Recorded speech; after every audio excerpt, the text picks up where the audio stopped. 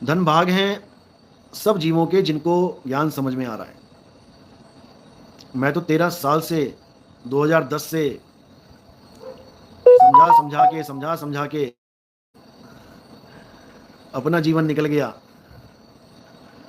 लेकिन लोग समझ नहीं पाते।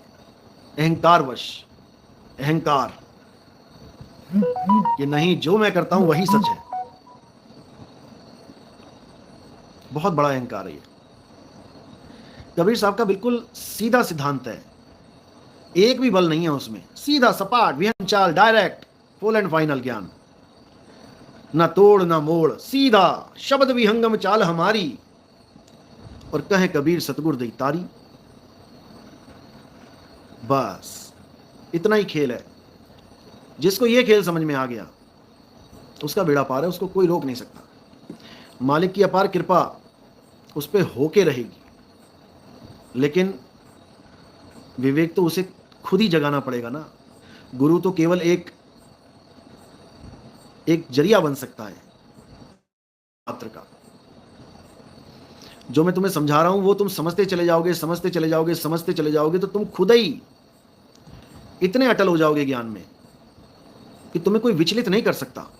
बड़े से बड़ा धुरंधर आ जाए, बड़े से बड़ा ज्ञानी आ जाए, लेकिन तुम्हारी एक ईंट नहीं हिला सकता वो, क्योंकि तुम जिससे जुड़े हो वो आत्म ज्ञान है। जल में मीन प्यासी, मोहे देखत आवे हांसी। कुछ लोगों ने तो आत्मज्ञान हटा के ब्रह्म ज्ञान लिख दिया, ऐसी मिलावट करते हैं ये लोग। एक जगह मैं देख रहा था, किसी ने मुझे भेजा, कुछ वाणी भेजी, वहां लिखा था ब्रह्म ज्ञान बिना नर भटके। अब लिखे पढ़े नहीं बनना है आपने कि जो लिखा है वो पढ़ लिया और हाँ जी हाँ ब्रह्म ज्ञान है। ब्रह्म ज्ञान समझ लो पहले किस किस को हुआ था ब्रह्म ज्ञान। गोरखनाथ जी को ब्रह्म ज्ञान हुआ है, सारे देवी देवताओं को ब्रह्म ज्ञान हुआ है, सारे नाथ, सारे जति तपी सन्यासी सबको ब्रह्म ज्ञान हुआ है। तो जपी तपी सन्यासी सारे आत्मज्ञान को प्राप्त हो गए। सोच के देखो, जो माला फेर रहा है हाथ में, राम राम राम राम, अल्लाह अल्लाह अल्लाह, वाहेगुरु वाहेगुरु वाहेगुरु, वो जाप कर रहा है। जाप करना और आत्मज्ञान प्राप्त करना क्या एक ही बात है? जप कर करके वो ब्रह्म ज्ञान को प्राप्त हो जाएगा।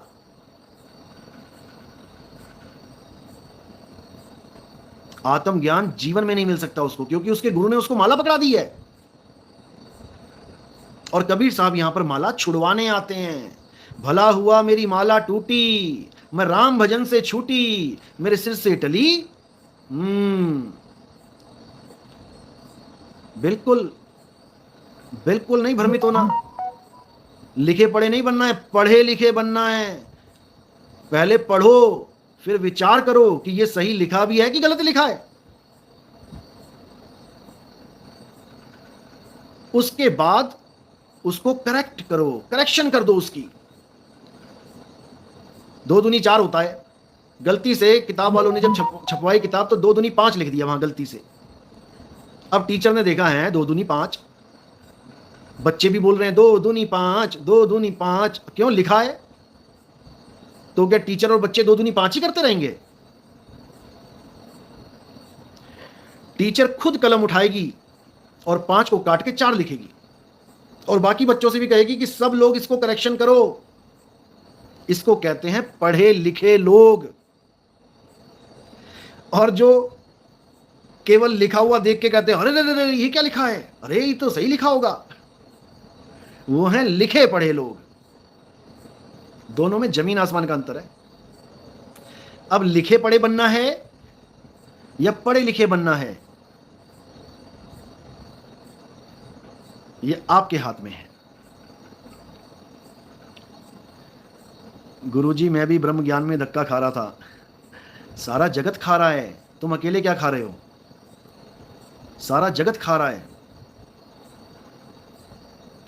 जयवती शर्मा साहिब एक तो कह रहा था कि ब्रह्म ज्ञान और आत्मा का ज्ञान एक ही है, अलग अलग नहीं है।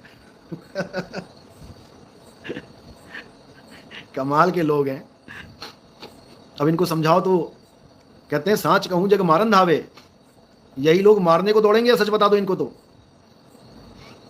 अरे अगर ये ब्रह्म ज्ञानी आत्म ज्ञान है तो बाबा नानक सिद्धों की गोष्ठी में क्यों उनको लताड़ रहे हैं? सिद्ध सारे ब्रह्मज्ञानी है भाई, तो बाबा नानक को क्या पड़ी है सिद्धों से झगड़ा करने की? सिद्धों को क्यों समझा रहे हैं? वो जिनका नाम ही सिद्ध है, ब्रह्म सिद्ध कर रखा है जिन्होंने, उनको बाबा नानक समझा रहे हैं। पढ़ो सिद्ध गोष्ठी, समझ में आएगा कि ब्रह्म ज्ञान क्या है, आत्मज्ञान क्या है। जहां पर कहीं लिखा होता है कि ब्रह्म ज्ञानी आप परमेश्वर, उसका भाव कुछ और होता है। उसका भाव कुछ और होता है कि ब्रह्म ज्ञानी ही सृष्टि बना देता है, अपनी सृष्टि समेट के दोबारा सृष्टि बना देता है। कर दिया ना परमेश्वर वाला काम। ब्रह्म ज्ञानी आप परमेश्वर लिखा हुआ है, तो ले आओ फिर ब्रह्म ज्ञानी को और बोलो कि सारी सृष्टि खत्म कर दे। जब वो परमेश्वर ही हो गया, परमेश्वर तो कुछ भी कर सकता है, और ये लिखा भी है कि ब्रह्म ज्ञानी आप परमेश्वर, तो करवा के दिखा दो। ले आओ एक भी ब्रह्म ज्ञानी को, कह दो ये सूरज चांद सितारे खत्म कर दे। कर देगा क्या कोई? कमाल के लोग हैं। शब्द को पढ़ते हैं, उसका अर्थ समझते हैं, लेकिन उसके भाव तक नहीं जाते। ये कभी भाव नहीं पकड़ सकते। भाव क्यों नहीं पकड़ सकते? क्योंकि ये उस चीज को प्राप्त करके नहीं बैठे हैं। एक मां तब तक ममता का अर्थ नहीं समझ पाती, मां बन नहीं जाती। कोई कुंवारी लड़की है, उसके बिस्तर पे पानी फेंक दिया तुमने और उसको कहो सो जा इसमें गीले में, कभी नहीं सोएगी। मैं क्यों सोऊं गीले बेड पे? लेकिन जब वो मां बन जाती है ना, तो बच्चा पूरा बिस्तर गीला कर देता है बार बार, फिर गीले बिस्तर पे सोती है और बच्चे को सूखे में रखती है। यह है अनुभव ज्ञान, अनुभव की शक्ति, कुछ हो जाने की ताकत। समझे? तो आत्मज्ञान कोई बच्चों का खेल नहीं है। बड़े बड़े ऋषि, बड़े बड़े सिद्ध, बड़े बड़े साधक सब धरे के धरे रह गए, क्योंकि उन्हें भेदी गुरु नहीं मिला जो रहस्य समझा दे कि आत्मज्ञान होता क्या है, कैसे प्राप्त होता है, आत्मा में सुरत में भेद क्या है, सुरत आत्मा को छोड़ के कहां कहां भटक रही है, सुरत आत्मा में वापस लीन कैसे हो।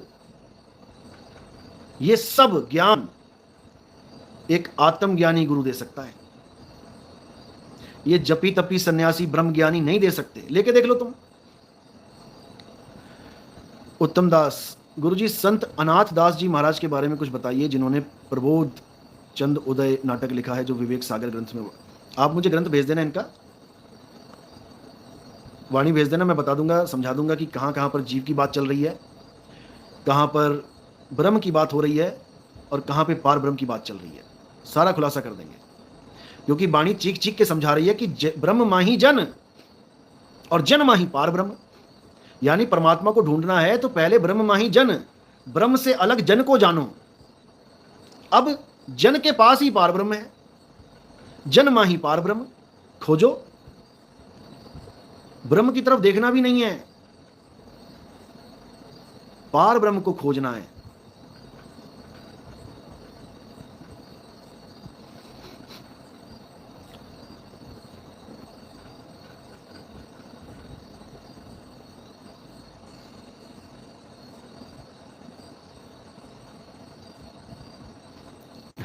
सोनिया अवस्थी, गुरुजी मेरे को देखकर जोर जोर से मंत्र बोलने लगते हैं। कौन बोलने लगता है?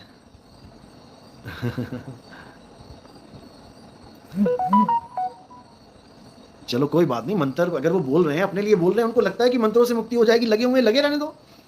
हमें किसी से कोई दिक्कत थोड़ी नहीं है।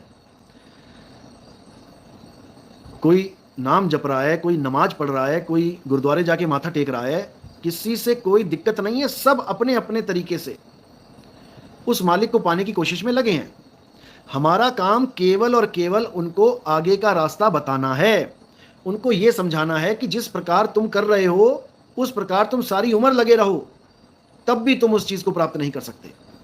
हां, अगर तुम उस चीज को प्राप्त करना चाहते हो तो हमारे बताए अनुसार एक बार इस पूरे ज्ञान को समझ के आ जाओ मैदान में, करो भक्ति, फिर देखो क्या होता है। अल्लाह ने हर नबी से जीते जी बात करी, नबियों के साथ जीते जी बात हो रही है अल्लाह की, आपके साथ नहीं हो पा रही है। आपको यह समझा दिया गया कि स्वर्ग नरक मरने के बाद मिलेंगे, भगवान के पास जाओगे मरने के बाद। और साहिब कह रहे अब हूं मिला तो तब हूं मिलेगा, नहीं तो जमपुर वासी। अगर अभी मिला तो समझो कि मरने पर भी मिलेगा, वरना नहीं मिलेगा, क्योंकि जो आज तुम्हारे पास है वही अंत तक रहेगा। तो भाई अच्छी तरह समझ लो, ये मूल ज्ञान बार बार समझाने वाले नहीं मिलेंगे। ये मानुष चोला अनमोल है, मिले ना बारंबार। इस मनुष्य चोले को चोरियां ठगियां करने में नहीं बिताना है, 2 नंबर का पैसा इकट्ठे करने में नहीं बिताना है। अगर कोई 2 नंबर का काम कर भी रहा है तो उसको छोड़ दो, बिल्कुल छोड़ दो। ये नशे करने में नहीं लगाना ये जीवन। कोई नशे कर रहा है, कोई तंबाकू खा रहा है, जर्दा खा रहा है, पान मसाला खा रहा है, छोड़ दो। दारू पी रहा है, छोड़ दो। परमात्मा के नशे में आके देखो एक बार, दारू की जरूरत ही नहीं पड़ेगी तुम्हें, पूरे आनंद में रहोगे, बिना पिए चढ़ी रहेगी। नाम कुमारी नान का चढ़ी रहे दिन रात, अंदर से ऐसी खुशी आती रहेगी, अपने आप कनेक्शन जुड़ा रहेगा, तुम्हें लगेगा क्या बात है। ऐसा लगेगा इस दुनिया में तुम बिल्कुल निराले हो गए हो, अलग हो गए हो दुनिया से। साहिब कह रहे करूं जगत से न्यारा, ऐसे हो जाओगे। सब तुम्हें अपने भाई दिखाई देने लग जाएंगे, सबसे प्रेम हो जाएगा, किसी के बारे में बुरा तुम सोच ही नहीं पाओगे। करना तो बहुत दूर की बात है। जमाने की गालियां, तुम सारे जमाने की बदनामी, तुम सारे जमाने के जितना भी कोई तुम्हें बदनाम कर सकता है, झूठे इल्जाम लगा सकता है, गालियां दे सकता है, कुछ भी बोलता रहे, तुम ऐसी ढाल बन जाओगे कि हर चीज को रोक दोगे, क्रॉस नहीं कर सकती। तो ये सब तब होता है जब मालिक की कृपा होती है। और मैं यही अरदास करता हूं कि मेरे सब भाइयों पे बंदी छोड़ की ऐसी कृपा बनी रहे, ऐसा आनंद आए सबको, चाहे मेरे प्रेमी हैं चाहे विरोधी हैं। क्योंकि विरोधी कोई घर के विरोधी थोड़ी नहीं है कि मेरी प्रॉपर्टी उन्होंने ले ली कि मैंने उसकी गाय भैंस खोल दी, झगड़ा हो रहा है। ज्ञान अज्ञान का झगड़ा है, ज्ञान अज्ञान का झगड़ा है, और कोई पर्सनल वैर विरोध किसी के साथ नहीं है। सब मेरे मालिक के बच्चे हैं। अगर उनको तकलीफ है तो मुझे तकलीफ है, अगर वो परेशान है तो मैं परेशान हूँ। और मैंने कल जो अरदास करी थी कि वो वीडियो हटा देना, अभी मैंने चेक नहीं किया भाई, लेकिन अगर सुन रहा है वो बंदा तो उसको हटा दो, मत करो ये काम। सहना सीखो, सहना सीखो। जितना सह लोगे उतना ही तुम्हारा फायदा है। मैं समझ सकता हूं कि तुम्हारे गुरु के बारे में कोई उल्टा पुल्टा बोलता है, तुम्हें मिर्ची लगती है, सबको लगती है, लेकिन नितिन दास के चेले बाकियों से अलग होने चाहिए। फिर उनमें और उनमें फर्क क्या रहा? मिर्ची प्रूफ जैकेट पहन लो। मिर्ची प्रूफ जैकेट पहन लो, कोई कितना बोले मुस्कुराते रहो, तुम्हारी मुस्कान देख देख के वो जल जाएगा।